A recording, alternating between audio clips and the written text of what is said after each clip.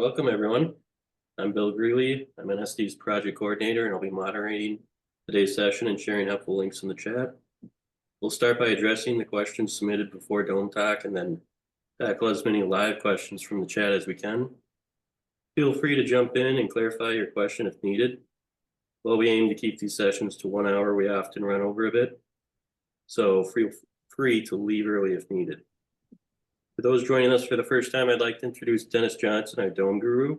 Dennis has been helping customers design and build their dream domes for over 50 years and over 1,500 domes through Natural Spaces Domes. He's dedicated to creating the strongest, healthiest, and most eco-friendly domes possible, also the most beautiful domes. Dennis, say hello. Hello, how are you? Hope you're ready to listen tonight. Yeah, And talk, ask questions. Next, we have Tessa Hill, Dennis's wife, president and co-owner. As demand for domes continue to grow, she's been leading our reorganization efforts to streamline the design process and better serve our customers. Tessa, you want to say a few words? Hi, everyone. Glad you're here. Hope you're up for, and not going to be shy, up for asking questions. We have the first batch of questions all written and we've worked on them, but after that, we can really answer any questions. Also joining us is Josh Bidman, our operations manager. Josh has quickly became a dome expert, combining his construction expertise, AutoCAD, and architectural training and shipping management to simplify the process for our customers. Josh, say hello. Hi, everybody. Thanks for joining us. Okay. Our dome complex in North Branch, Minnesota features an office dome, 3 model dome homes, a screen porch dome, 2 workshop domes, and the mini dome, our option for small living spaces. We'd love to have you for a visit or for a tour. Just contact us to schedule. And with that, we'll kick it off with the first question. If any of you guys have any questions, you can raise your hand using the tool in Zoom. All right. So the first one comes from Ginger in Oregon. She or he asked, assistance or experience for passing county building codes? Specifically in Brooksville, Florida. Yeah. We certainly love to help you get your projects through your building department so that you can get it built. We do ask that you reach out to your building department and find out what their requirements are when we're starting your project. That way we're able to make sure that we're meeting all of those and complying with those codes. If you need engineering, we have engineers that we work with. We're able to provide that for you at a cost. But we will get you fully completed drawings and everything you need to get your building permit. All right. So then the next question comes from Robin in California. Can you talk about dealing with zoning issues? It seems many places we look at don't allow domes. they don't, isn't, this picture you see is a 36-foot dome on a 50-foot wide lot. And it just fits. We put the garage to the street, which was a little unusual. And that opened the backyard all the way to the alley. And there was a big koi pond in the back.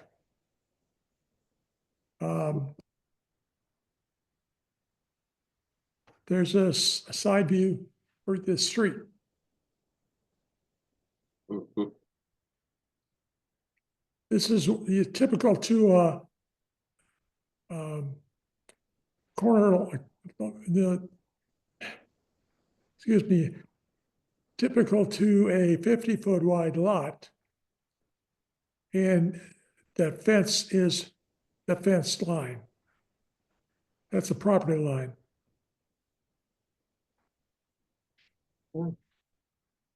All right, and the next question comes from Dan in Pennsylvania. And he says, I have a 30-plus-year-old dome in Pennsylvania. Shingle roof. This year I need to replace roofing and some underlayment. Quotes range from 40K to 90K just to do asphalt shingles. I would like to change up the aesthetics some, looking for options / suggestions. I found Ranky Shakes and then found you as a resource. Also needing to refresh skylights. They're dual layer poly, but checking badly if not already cracked. And pre-send some pictures if helpful. And this is its dome right here. All right, look at that. Yeah, so we do provide Ranky Shakes for our domes. We do usually typically most people use either Malarkey Legacy shingles as an asphalt shingle, or our customers are using Ranky Shakes. But that's not saying that those are the only two options for a dome. They're just two that we work with the most. But like we do have examples of some domes using cedar shakes. And we do have other materials that we're looking at using, such as like we have this Edco steel roofing that they have. Comes in these 4-foot pieces like this, and then it kind of gets installed like siding. There's a clip that would go on here that would have a nail or a screw that goes through. Those are like every 6 inches or so. Would be a lot faster to install than Ranky, so I'm thinking labor costs would maybe be a little bit less. But this is something we're currently going to try and do some product testing on here and make sure that it goes around the corners of the domes well, but it is pretty flexible. So I do have pretty high hopes for it, actually. Like as you see, I just bend it with my hand here. Say, Bill, could you put Josh on the camera? Sure. Sorry. So here's the piece I'm talking about. This is Put him on full screen.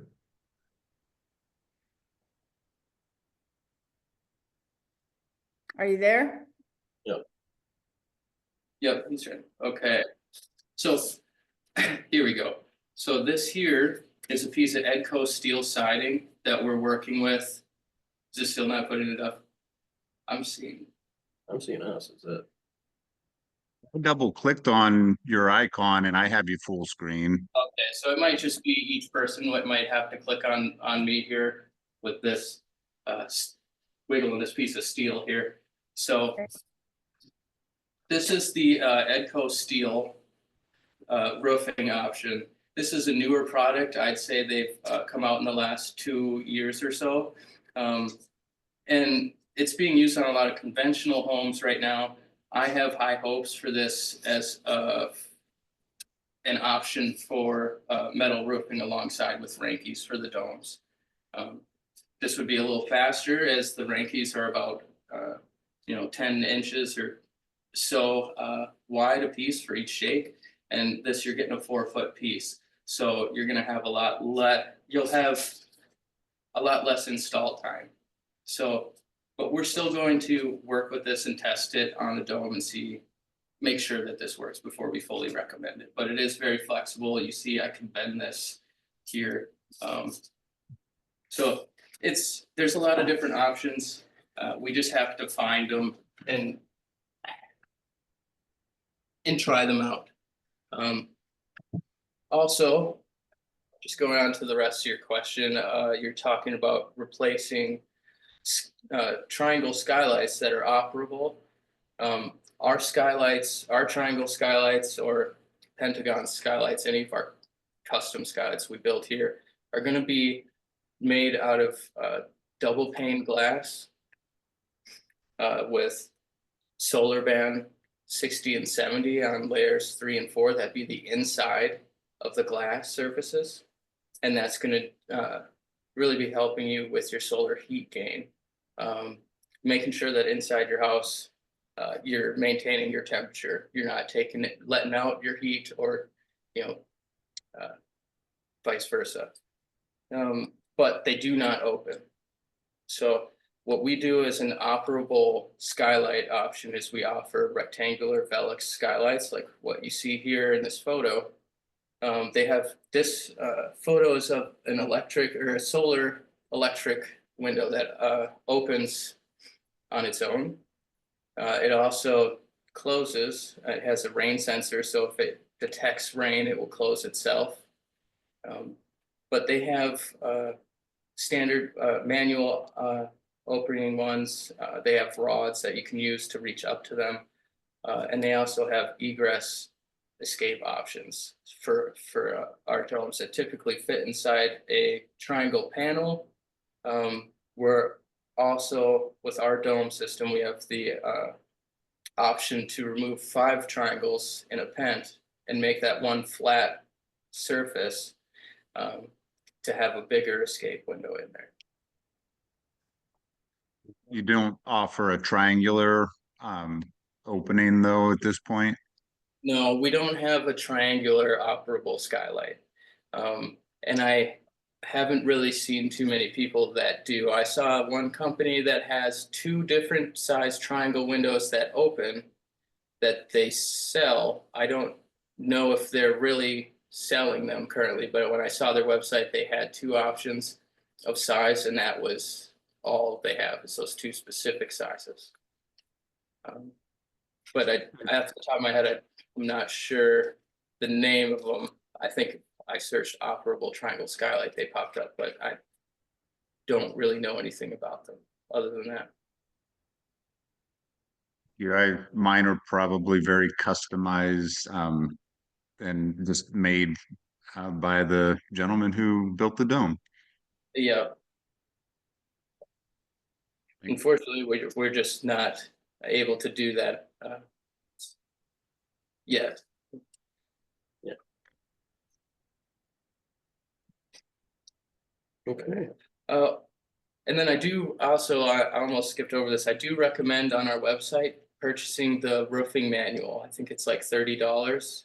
That's a downloadable item. So as soon as you pay for it, you get it. And I recommend looking at that and then giving it to your roofing contractor. It's got the patterns and all the information that maybe is a little bit more, it's dome specific, and it's really going to save you in the end. You know, as long as they follow that, you're going to have a good job. Sounds good. Thank you. Okay. So the next one is Ronald from Maine. Is a round CMU block with a dome roof something that has been done before?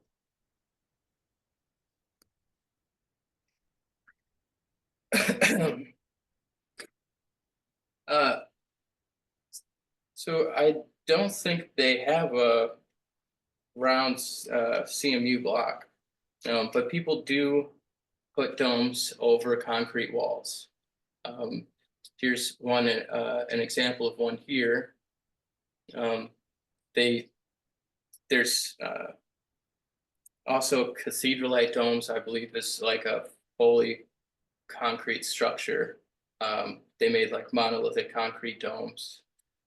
So having a concrete foundation or riser wall, as we call it, it's just that stem wall that goes up to the dome where the triangles begin.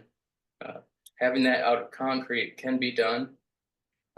Specifically with our system, we have special base plates that have been made to attach a dome to concrete. If you go to the next, there you go. The panels here are straight walls. And if you were to create a round base, you'd have a gap at that straight line, and you have to flush that. So it doesn't work with our system, and they don't make it. So I have to say, forget it. Okay, Yep. so the next question then would be from Lawrence in Connecticut. Will you or the builder call the building department, show them your website, email them samples, plans, PDFs, describe the component panel, etc., and find out if the dome kit can be built in that area? Just an example. Yeah. Well, Um, we just, we can do this, but we don't, we don't do that. yeah, we'll help you get all the information that you need to provide to them, but we do want you to reach out and deal with them directly.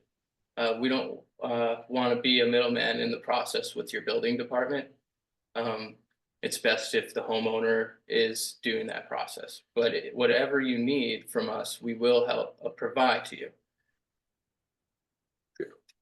You can't, you're the best person to answer those questions, and we can't do it. And if we did have to do all that for you, we'd have to charge you for it.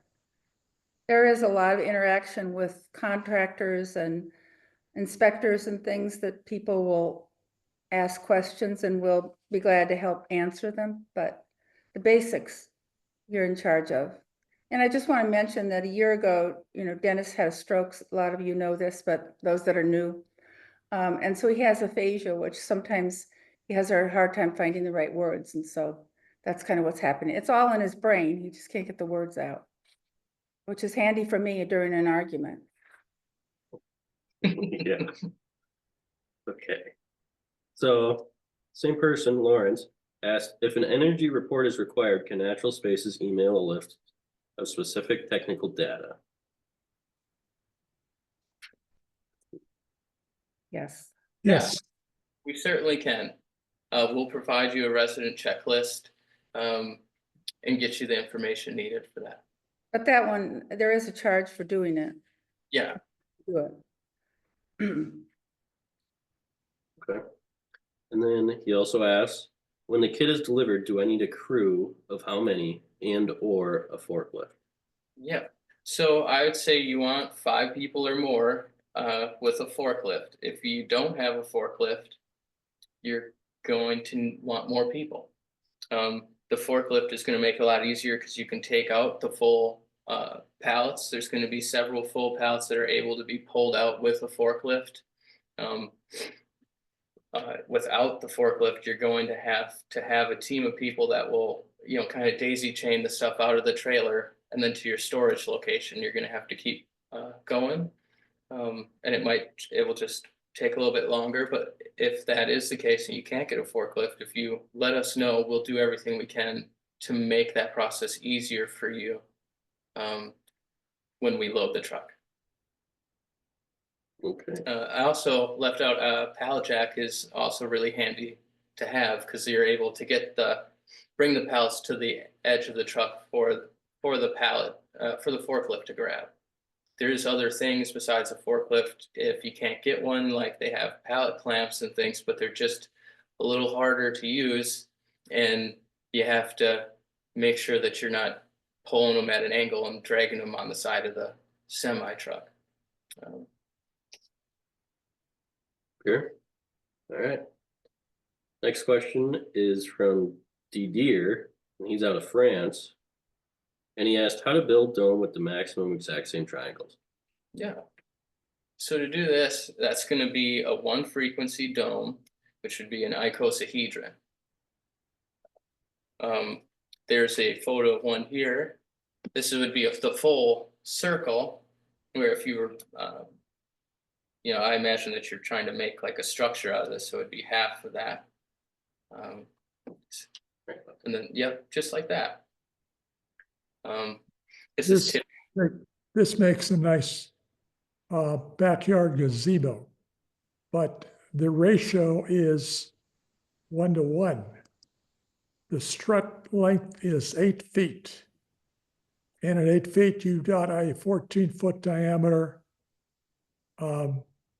icosahedron. And even though we don't build this, it can be built. using our connection hardware. Alright. So then the next question. You're good. Next question comes from James C. out of Nova Scotia, Canada. I would like to replace my PVC covers with a more robust alternative better suited for Canadian winter. Yeah. So I imagine that you have like a pipe frame structure that has PVC poly tarp that you could put over across it, kind of like a greenhouse style structure. The issue here is that your frame is probably not going to be strong enough to support a more robust exterior like this with plywood or something like that. We would use as a standard on our domes. You see here, it's showing you the framework that we have, which is a 2x8 gusseted to a 2x4, which we call our super wall system. And that's going back down to a 2x8 wall, also gusseted to a 2x4 to make that wall thickness wider. And I just don't see a way where you could really do that with the kind of structure you're talking about. No, it's also not able to take the load that we do. This is the wintertime shot. If you want to flick back to the summer, it's the same dome. The trees have gotten bigger, but the same dome. It's a wintertime shot. Yeah. Okay. The next question then comes from Sean out of Colorado. And he asks, what's the normal length of time to construct a 1,000 to 1,500 square foot dome? Yeah. This is a little more difficult question to answer because it really depends on the layout of your home, how many interior walls there are, and all. I mean, there's just a lot of different things that could affect this. What materials you're using for your roofing, etc. But I can say that the frame or the shell of the dome, you'd be able to put up in 3 days or so with a small team of people, relatively easily. I mean, domes are one of the fastest structures that you can put erect right now. It's just the internal framing and finishing that's all hard to estimate how long it would take you. Sure. So then the next question comes from Deborah in Wyoming. Radiant heating, when and how installation works. This is the clip that holds the PEX tubing down to the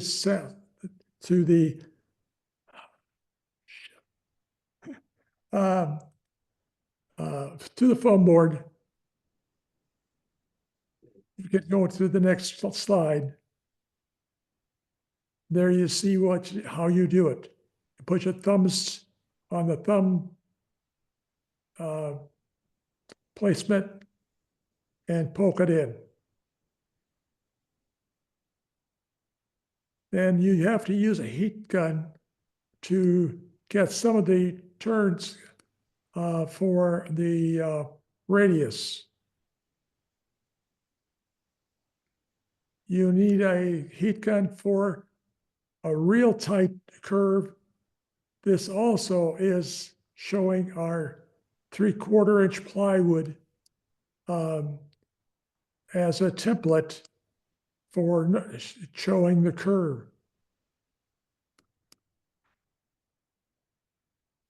There you see the curve coming in place.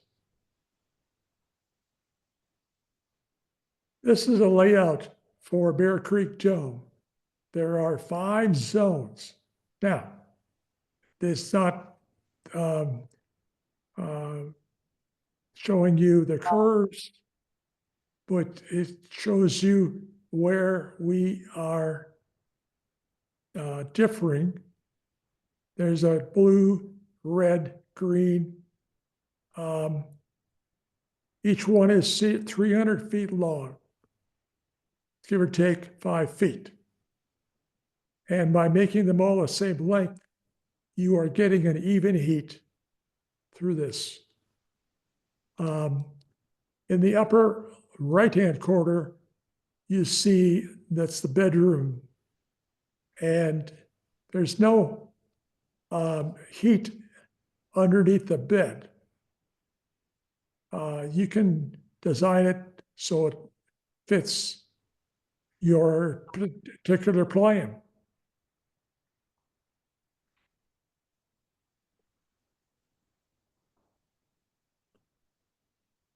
There it is, our template right there.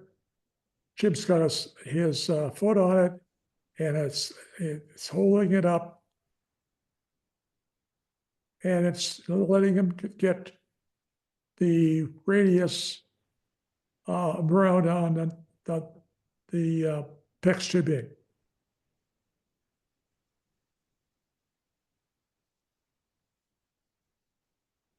There he's missing a large portion of it. It's the closet space in the bedroom.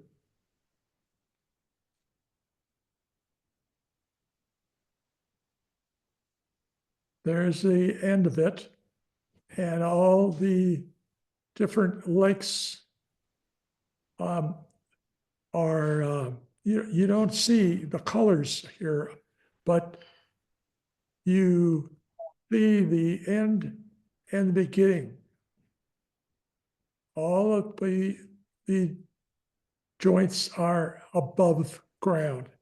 There's only one joint in each of the 300 feet long runs.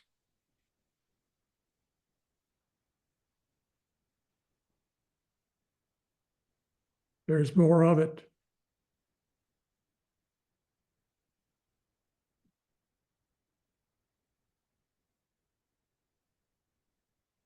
This is a large, this gap in the picture, the lower right, shows it not going into our big, huge peninsula that we have.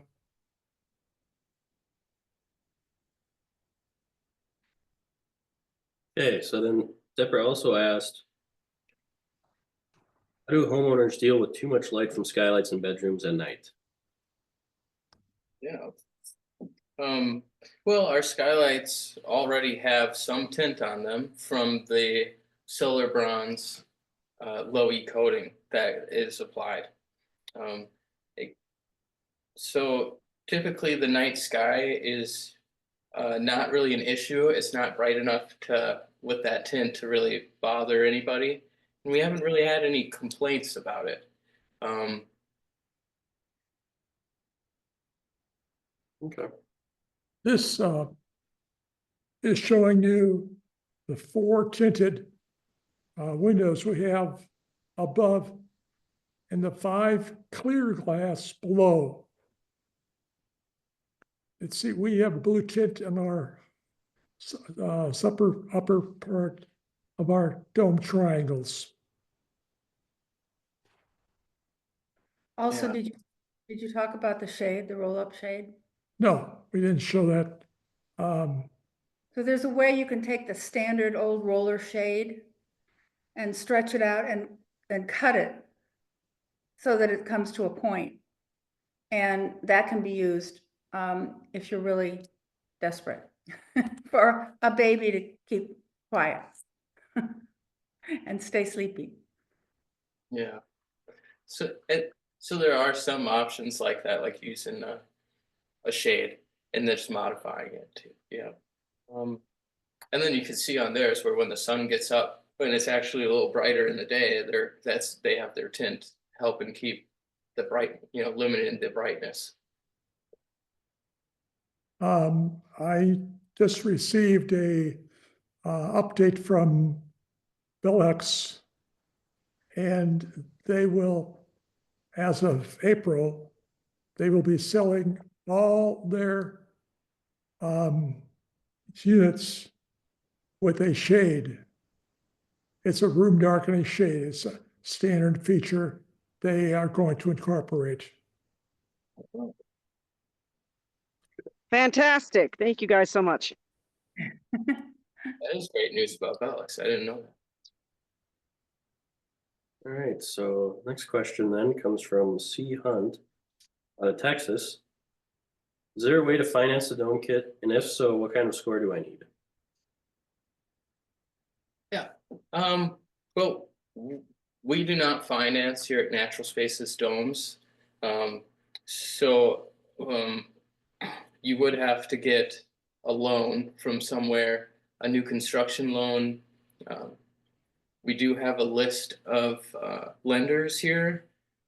We know of we do know of some more places than this, I think, but these are the best ones that people have had luck with.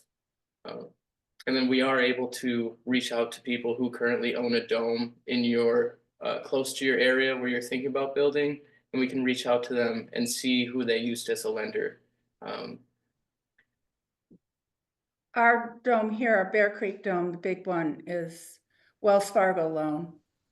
And the other complex with the office, the Forest Dome, is a different one, which is not on this list. Can't think, Affinity? No, We'll add it to it. yeah. So if you want to, you could just shoot us an email about your area if you need some help with that, and we'll try and find something in your area that people have used and had success with too. So The question comes in is the USDA loan. They loan on a completed dome. You have to have it done, and they'll consider a loan. Now, you're better off going to them beforehand, just check and see if you qualify, but they don't loan on domes to start the construction. Just that part of it. So if you Yeah. can get a construction loan first and then transfer it. That's the best way to do it. Okay. So then the next question comes from Jessica in Michigan, and she asked, what is frequency? yeah, so that's a good question. A lot of people ask us. So frequency is just describing the number of triangles that the full dome is divided into. So like this icosahedron, this is one triangle, the same size makes this entire structure. Then when you take the dome and you add one more triangle, we'll call it a 2 frequency now, and then you get this pattern you see in front of you. A good way to know what frequency something is when you're looking at it is you see the pent pattern here where there's 5 triangles meeting each other. You go from the center of that point and count the struts across till you get to the center of the next pent. So from here you can see there's 1 strut, 2 struts, and you're in the middle of the next pentagon. So here's one was labeled where you can see the 2 frequency panels. The AAB panel makes up the pentagon, and the BBB panel is in between, separating those pentagons from each other. And then now this would be a 3 frequency. So, you know, and you go to the center, you see the group of 5 making a pentagon. As I always try to find that and then go from the center, and you can count over. There's A strut, D strut, A strut, and then you're at the center of this pentagon making that 3 frequency. And then you get truncations, which would be how far down the dome goes past that pentagon. So if it stopped right under the pentagon there, that would be a low profile. This is showing a high profile where it's got another additional row of triangles beneath that.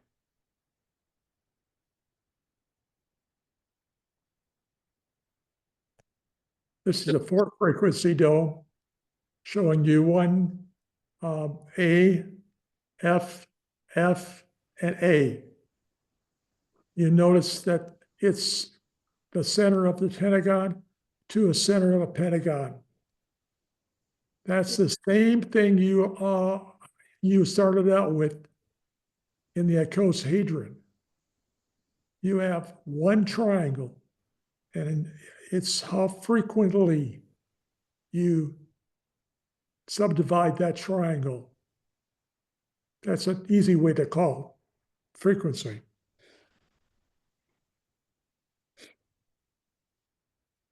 Okay, so then Alan out of Utah asks, what steps have you taken to render your domes fireproof? In this age of wildfires, is there any way to do so? After all, they are wood.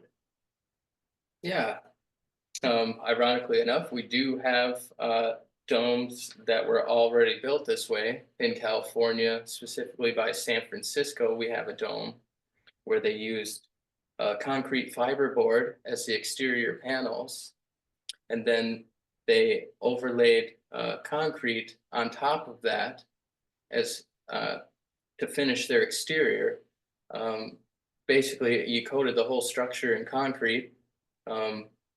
And then they have special angles at the openings here like that, where it just eliminates the amount of ashes. Ashes are, it's harder for them to get stuck in any creases on the structure. So we limited places where debris would get caught and trapped and maybe, you know, have a higher potential of starting your home on fire with those embers. Here you can see the concrete fiberboard that they've installed before that concrete was overlaid on top. Actually, just outside of San Diego, not San Francisco. Oh, sorry, San Diego. Alpine is where it is. This was quite a big one. It's a 3-dome complex they have here.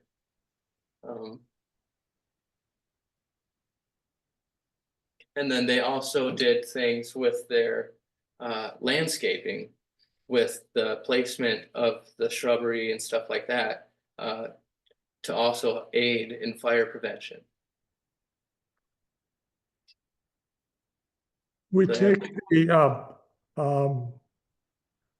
the area above the windows and slope it. That's to eliminate any Debris again. debris from getting in there. And the fire would just go around. So are you showing the Malibu Dome? No? Who's Yeah. Alpine? This is still the Alpine. Yeah. Yeah, but are you going to show the Malibu? No, I don't think we had that in here. Okay, well, I'll tell you about it a little bit. It's it burned down. And the main reason it burned down was that it had an extension on it that was just a carport that was all wood. And that's where it started. And it was a beautiful dome.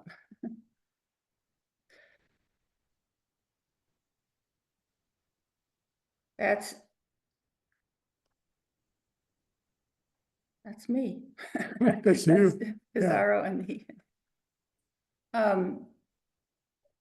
This is the inside of the dome. He had his daughter or something and family living with him.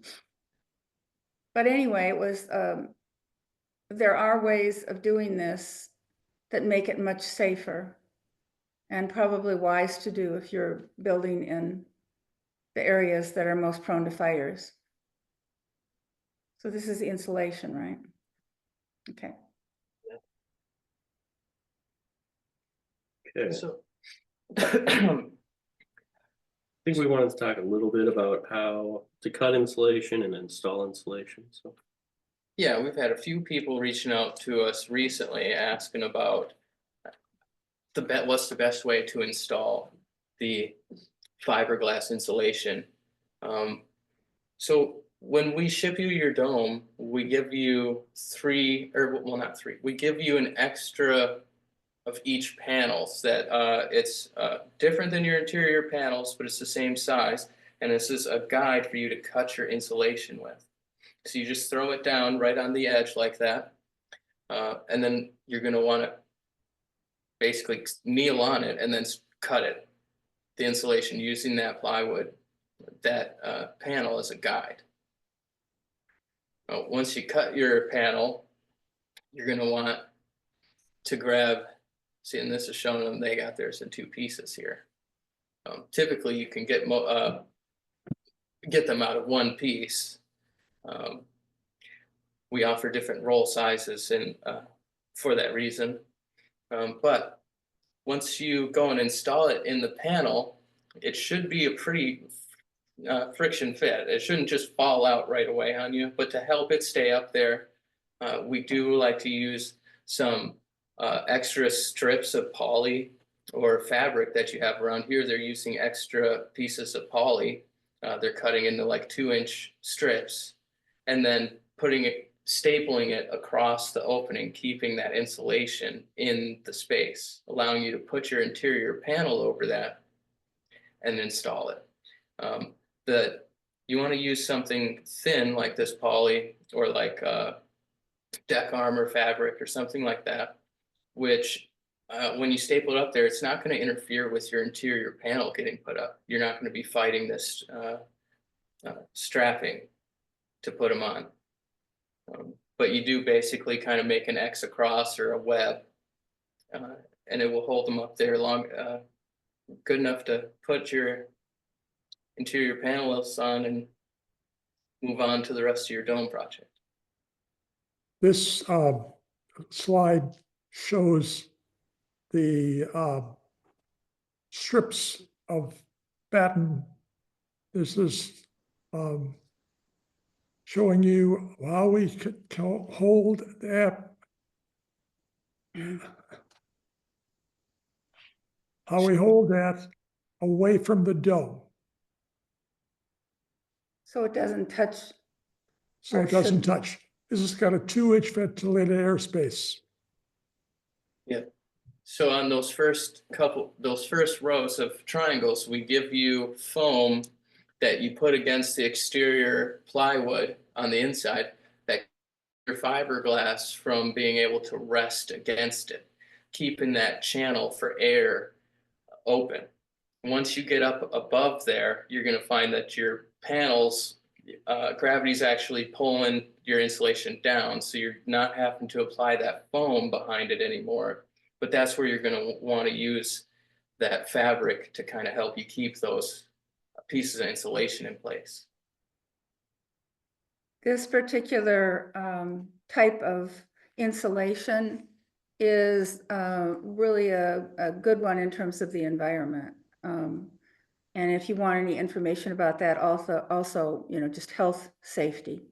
It doesn't off-gas and there's no chemicals that are dangerous used. So, and this is the method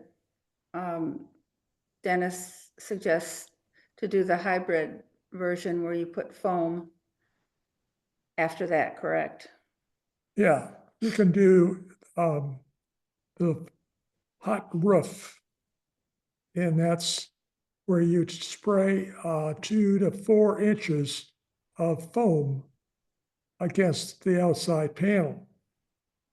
That provides the barrier that you need. The rest of it is done in fiberglass. So one of our domes going up right now would have 4 inches of foam and 12 inches of fiberglass and a 16-inch wall. You don't want another vapor barrier on the inside, which alleviates a lot of pressure on you to make that 100%. Yeah, because it's when you have that vapor barrier on the inside, it's very important that you're taping all of those seams and making sure there's no cuts or openings to that. And if you do, your vapor barrier is it's not going to work efficiently, and you'll have issues with moisture. And in regard to the foam, there's an issue now with concerns about the toxins in some of the foam, spray foam. And so we've found one that we think is pretty safe. And one of the reasons they're trying to find answers to that is for the people who are installing or spraying, because they're constantly doing it and there's, off-gassing. And so they've been working to develop one that doesn't do that and that's much safer. And because we're very concerned about environmental health and what things do to harm the earth, we're constantly investigating that information. So we'll try to stay on top of it, but certainly if any of you have some suggestions or find something that you really like, please let us know. That's Natural Polymers is the brand. It was recently bought by Owens Corning.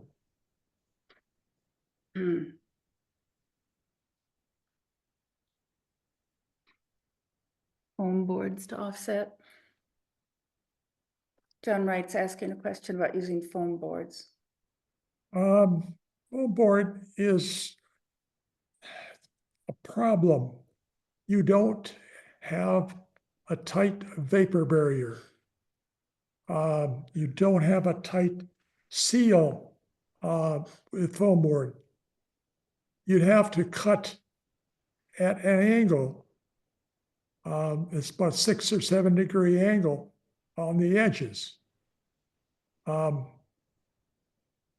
It'll work if you did foam board and fiberglass and vented the dome. But that's an extra cost. And you're better off foaming it, spray foaming it, using this natural polymer foam and getting a tight seal. You want to make sure you want to make sure that the board you're spraying against has less than 20% moisture content. You can't spray it against a wet board.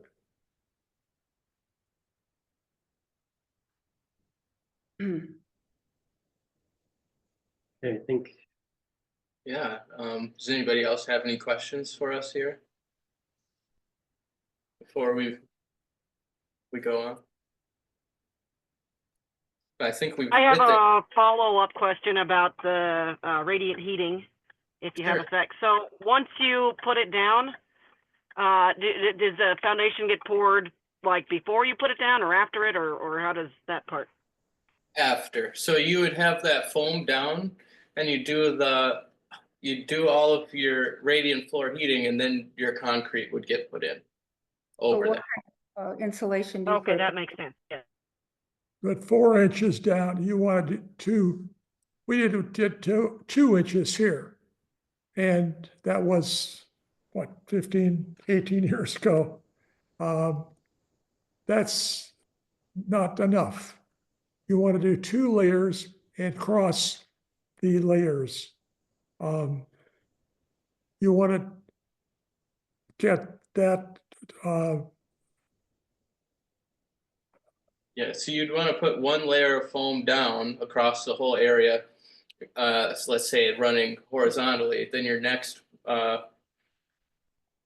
layer, you're going to want to run it the opposite direction so that you don't have any seams crossing, lining up with each other. Also, did you discuss the mini split system? no. Because we have a combination here, and I think it's recommended, if you're going to have air conditioning.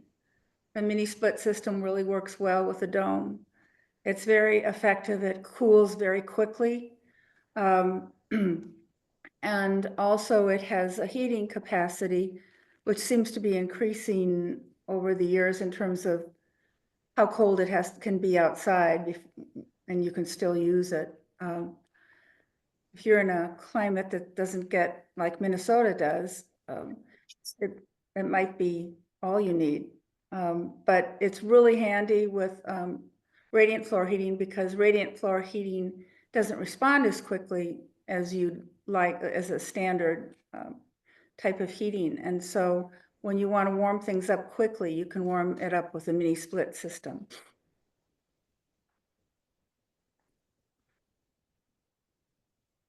So anyone have more questions? Now's your Yeah. chance. We did get one more question from the chat, Well, Okay. Brian and Michelle Trippy. And they said, since the only access to the second floor is via a spiral staircase, we'd like to install a hoist to lift heavy things up to the second floor. How would you go about installing an eyelet onto the struts? You thinking?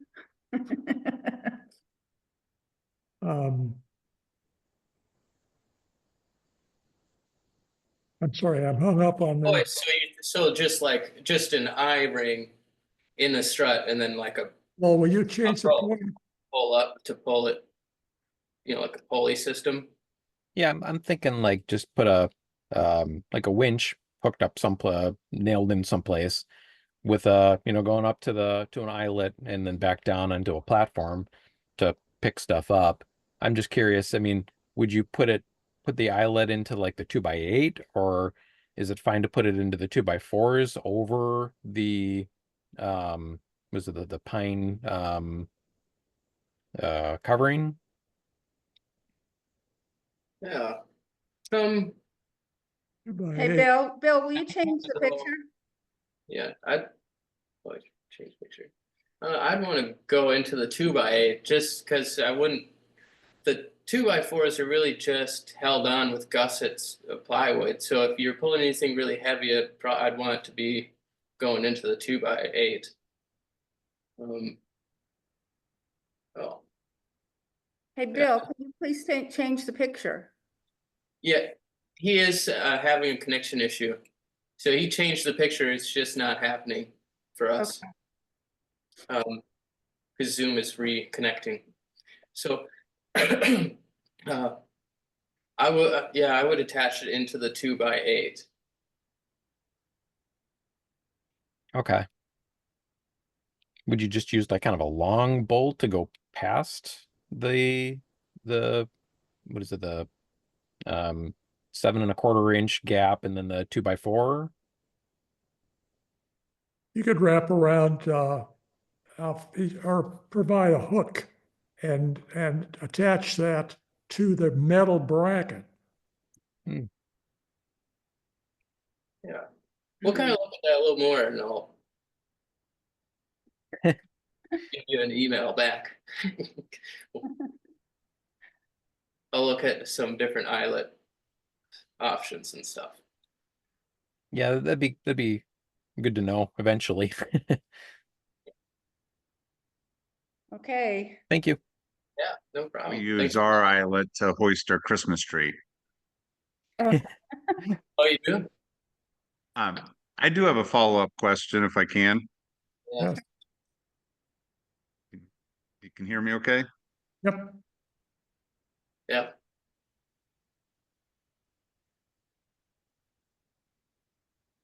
go ahead. I was the one that asked about different roofing materials, and part of my question was trying to change up the aesthetics of kind of the visual appearance rather than having um, the asphalt shingles, if that's the way I choose, going the entire way to the ground. Does anyone have design recommendations for what otherwise is kind of a brown blob house that we have, you know, something at that lower level below like the Pentagon level, I guess, that lower section? Yeah. Can we go back to his house photo? All right, I'm gonna just try and go back to your photo here we got and see if I can come up with anything here on the spot.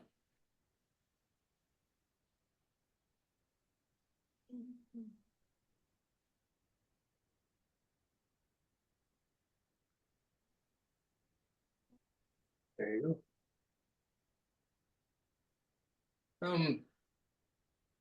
I mean, you could maybe use different color shingles as like accents or something. I know we have a customer right now that's using, they're gonna use Bahama white and slate gray to make a pattern on their roof. Okay. That's one thing I got right now. I'll have to think on it a little more maybe. I actually asked ChatGPT the other day to give me some design recommendations for a dome house, and it was interesting what it came up with. I'm not sure how many were very practical, but there were some pretty neat looking designs. We've tried two different systems. One is the Reinke shakes and one is the asphalt shingles. Beyond that, you have to have some expertise in what you're doing. And you could try cement board like we did in San Diego, Alpine. You can try whatever you want, but you're trying it. You're trying the unknown, yeah, kind of. Right. The thing that we did on our cabin is we put Reinke shakes on the sort of visible extensions. Reinke shakes are quite expensive, but it didn't, it wasn't as much to do that where it was Okay. you see, and Oh, then right. asphalt on the rest. And the combination of, we use the gold color that looks kind of like copper, but it's not the real copper. And that's a nice combination. Okay, yeah, so the more the flat square-ish sections maybe accent in a different color and leave the dome portion more of a monotone. That's Yeah. interesting. Yep. That could be a cool design, yeah. Thank you. I have it's just a lot of brown because right out of the picture, I also have a 40-foot dome shop, I guess. So there's a garage there, and then kind of the breezeway, and the main house is, I think, 52 feet. So it's a lot of brown. Yeah. Yeah. I know there's different shingles that are more effective at reflecting away the heat too. That might be something that you want to do in certain spots. Okay, thank you guys. I think that pretty much wraps it up here. If you're new and you want to do a consultation about your plans, let us know. Just email us and we'll set one up. We're busy, but we can always fit in more people and help you in any way we can. So just reach out to us and we'll get back to you and set something up. Any more questions? We're about finished. I know since Dennis had the stroke, we have more time. We do things faster. He doesn't talk as much as he used to talk. Yeah, But, I'm getting better. yeah. He's improving, so. All right, well, thank you for joining us tonight, and we'll see you in a month. And in the meantime, check out the website, which eventually will be, there'll be a new one there. But we're still working on that, doing a lot at one time, so. Thank you very much. Thank Thank you. you. Thank you. Thank you. Mm.